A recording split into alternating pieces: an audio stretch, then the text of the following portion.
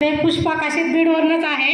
एवढा छान जो रिझल्ट आहे। किती किलो होता तिथं आल्या तेव्हा? 92। त्रास तर सांगायला खूप होते, पण एक त्यातले 3 त्रास मी सांगू शकते।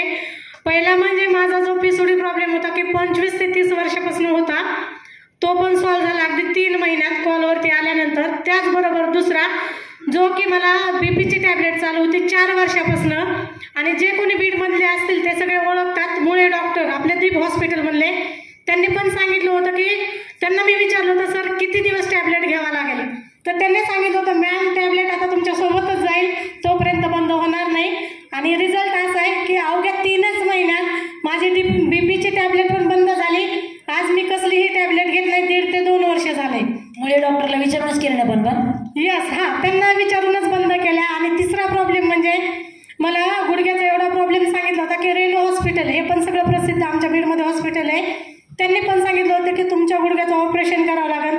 2 ते 2.5 लाख रुपये खर्च सांगितला होता, 10 दिवस फुल बेड रेस्ट सांगितला होता, आणि आज नॉन स्टॉप 45 मिनिटं न थांबता वर्कआउट करू शकते। वाव, पाहू शकता 34 किलोचा वेट लॉस, वेगवेगळ्या डॉक्टरांच्या ट्रीटमेंट, आणि आज तेवढं फिट आहेत। याच्या